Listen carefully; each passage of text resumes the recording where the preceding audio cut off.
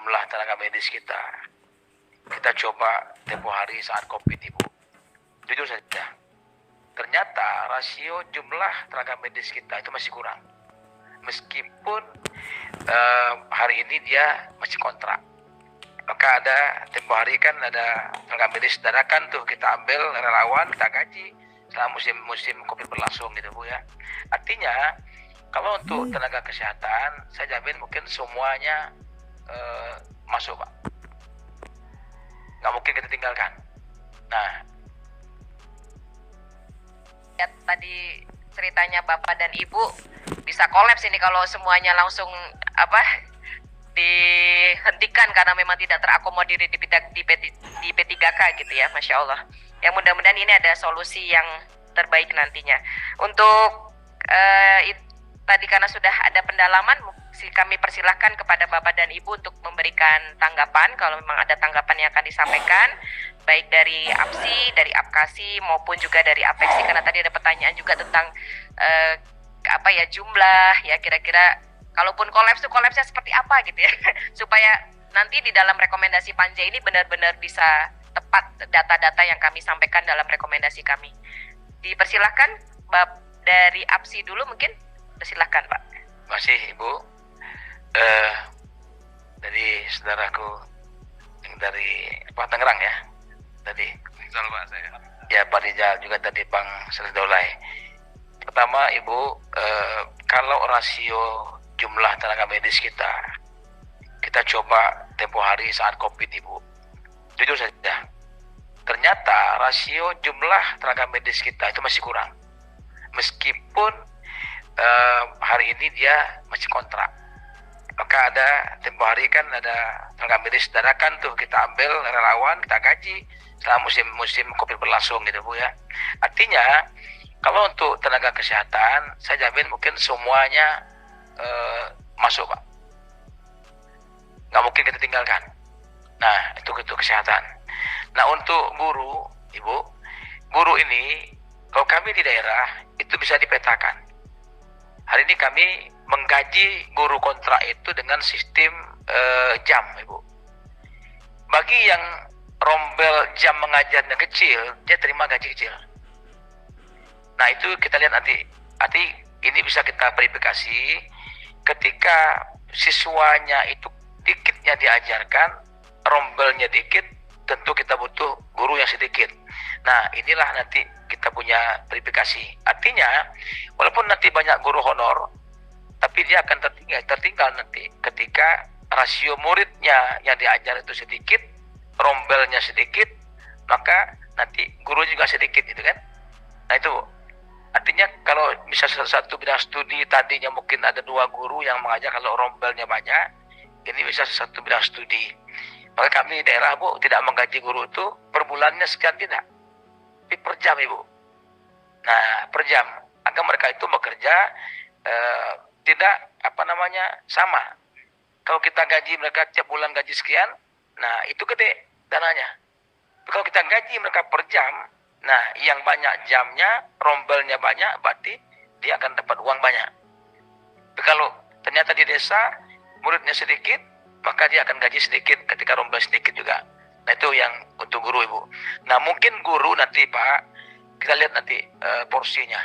Bisa mungkin apakah nanti 50% yang bisa kita angkat ya ketika nanti hasil kita verifikasi lapangan nanti.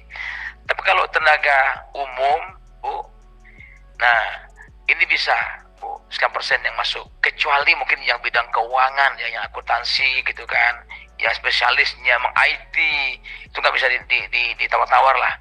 Tapi kalau hanya yang lain-lain saya kira masih mungkin lah kita kurangi Bu. Itu mungkin saya kira dari saya hari ini. Dan kalau tadi Bang Saleh sampaikan bahwa yang mengangkatnya Bupati, begini Ibu, sekarang itu kan kontrak itu ada di OPD kita. Mohon maaf ini, kadang-kadang ketika hearing dewan dengan OPD, nitip uang dia terima Ibu. Nah ini kita apel aja, ya kan? Ketika dewannya nitip ya, ini kontrak saya ini tim kita. Nah kalau kita punya kepala dinas itu dengan Pak Dewan, dia ngeri minta ampun Ibu. Iya, kadang masuklah uang itu kadang-kadang, itu kita akui. Tapi kalau kita, bupati, gubernur, kita tahu berapa kita punya anggaran. Tidak mungkin kita berani mengangkat ke uang yang tidak ada. Bahaya untuk kita, Bu. Kenapa? Karena udah ada jelas penggunaan uang itu. Sekian belanja pegawai, belanja modal kita sekian. Ya kan? Nggak mungkin kita berani macam-macam. Tapi karena SK kepala dinas kita, nah ini yang kadang-kadang memang ada yang masuk tanpa kita ketahui gitu loh. Artinya bupati, gubernur sangat mungkin tidak mengetahui ada pengangkatan tenaga honor itu sendiri. Itu mungkin Bu tambahan saya, terima kasih. Berikutnya Mas Zaki, monggo, atau Ya, Pak mau ditambahkan silakan. Masih. Boleh dari tambahan dari Apkasi atau dari Apexi, dipersilahkan.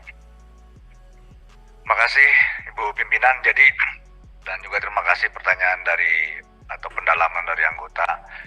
Saya sudah sampaikan tadi di awal bahwa sebenarnya keberadaan tenaga kontrak ini kan memang kita perlukan sebenarnya. Satu. Dan selama ini sebenarnya dengan kondisi yang ada sudah berjalan. Kita gaji dengan APBD kita. Saya kira ada yang 15.000 tenaga kontraknya pun juga masih bisa dia gaji, Pak, dari APBD. Yang jadi persoalan sekarang kan, karena ada kewajiban mengharuskan menjadi P3K, yang lalu akhirnya di dalam surat itu juga, PP-nya juga mengharuskan menyesuaikan gajinya sama dengan ASN. Dan tunjangan-tunjangannya, Pak, itu problemnya sekarang. Jadi, kalau kita tenaga honor ini kan ya cuma kita gaji honor saja, tenaga honor nggak ada tunjangan macam-macam begitu.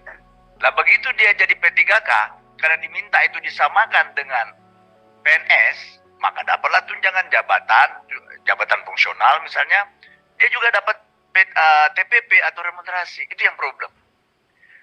Nah kalau kita ditanya sekarang, kalau kami menghitung, Pak, kenaikan gaji kita sekarang ini, tenaga honor ini menjadi disesuaikan dengan standar daripada ASN itu naiknya 60-70%. Berarti kira-kira kita hanya bisa dengan uang yang sudah kita alokasikan selama ini untuk menggaji tenaga honor itu, kita hanya bisa mengangkat 30% secara keseluruhan.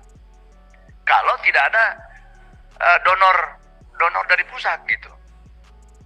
Kalau misalnya kepala daerah diberikan kewenangan, oke, P3K, tetapi standarnya pemerintah daerah nentuin, itu juga bisa sebenarnya.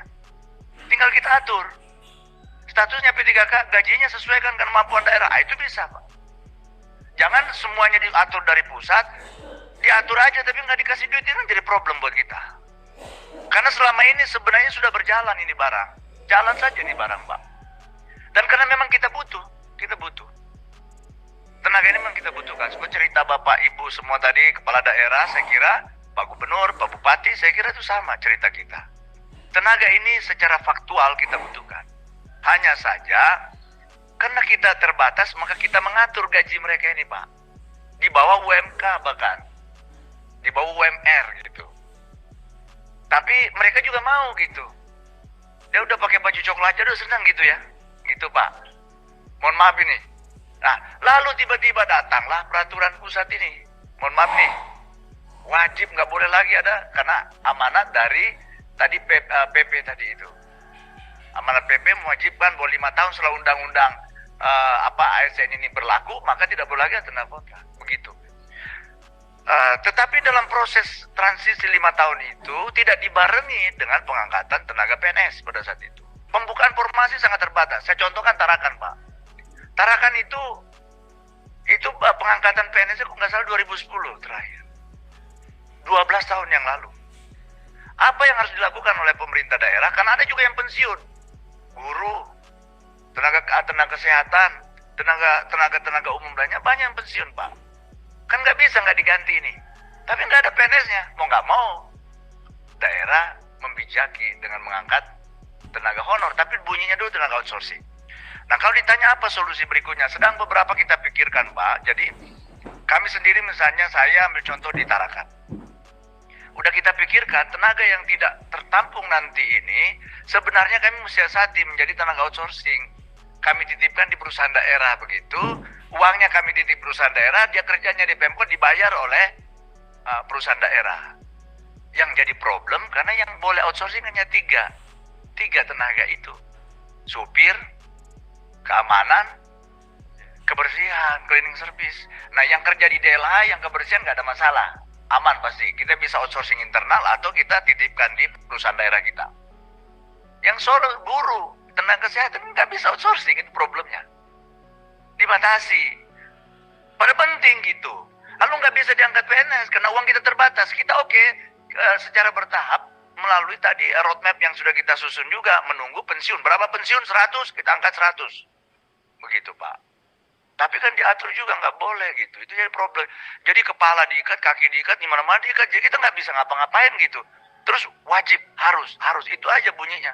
Loh, sekarang kan bergolak nih di daerah. Kita sendiri konsentrasi kita pecah. Kita dalam situasi menangani pandemi COVID-19 harus ngurusi lagi kegaduhan baru begitu. Belum lagi persiapan pilkada. Datang lagi KPU minta juga duit begitu kan. Semua minta duit begitu. Bawaslu minta duit. Pening lah ini kepala daerah. Duitnya itu juga begitu, Pak. Jadi, Pak, sebenarnya kalau dilaksanakan secara alamiah, ini tidak ada masalah sebenarnya di daerah. Kami bertanggung jawab, Pak. Seperti tadi disampaikan bahwa karena kepala daerah, walaupun juga diakui mungkin ada yang tidak mulai kepala daerah. Ya, seperti mohon maaf nih, tenaga guru itu yang ada dulunya diangkat melalui dana BOS. BOS itu ada di kepala sekolah yang angkat, bukan di kita. Tapi sekarang kan masukin juga tuh jadi P3K juga. Itu yang banyak tuh sekarang, Pak. Guru-guru itu yang diangkat dari BOS-BOS-nya, dana BOS dulu. Dana BOS diangkat, sekolahnya mengangkat karena ada duitnya, 30% boleh dipakai untuk honor, ngangkatlah dia guru. Tadinya itu hanya kepala sekolah, terus naik jadi kepala dinas. Terakhir wali kota diminta bantuan. Diminta bantuan buat SK. Karena kalau tidak dibuatkan SK-nya wali kota, sertifikasinya nggak keluar. Kasihan lagi kita gurunya. Uangnya ada katanya. Nah, tinggal wali kota nih minta tolong dibuatkan SK-nya. Tak bikinkan lagi. Nah, itu yang dipakai sekarang tuh. Sekarang saya kan wali kota nih. Itu, Pak. Jadi, Pak, kalau kami ditanya, kalau tetap alamiah gajinya seperti saat ini, cuma namanya berubah jadi P3K, siap, kami siap menerima semua itu. Kita siap menggaji dengan kekuatan APBD yang ada. Tapi kalau disuruh buat standarnya sama dengan ASN, hitungan kami kan itu pasti naiknya itu 3 kali lipat, Pak. Jadi kita kira-kira bisa nampung 30% lah. Kecuali nunggu pensiun dulu, Nah, itu yang kami minta sebenarnya perpanjangan waktu.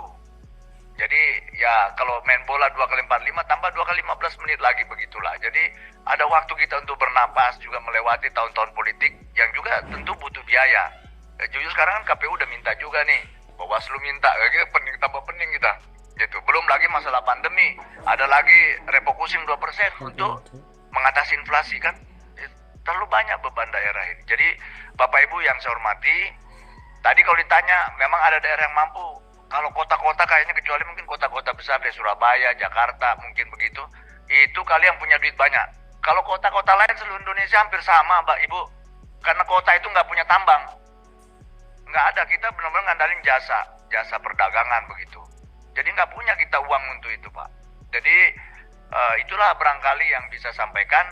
Ya, maka tadi dalam rekomendasi kami itu, mungkin tadi jenis outsourcing atau alih daya itu jangan hanya 3. Kalau bisa ditambah semua nanti strategi kita mungkin nanti ini kita pindahkan gajinya ke perusahaan daerah begitu yang mengelola supaya nanti dipekerjakan dia bayarin supaya tenaganya juga outsourcing. Jadi nanti kontrak kita nanti dengan perusahaan daerah. Bisa juga seperti itu. Cuman kalau kan sekarang nggak boleh guru, nggak boleh, tenaga kesehatan nggak boleh, yang lain-lain nggak boleh. Kecuali yang 3 itu problem juga.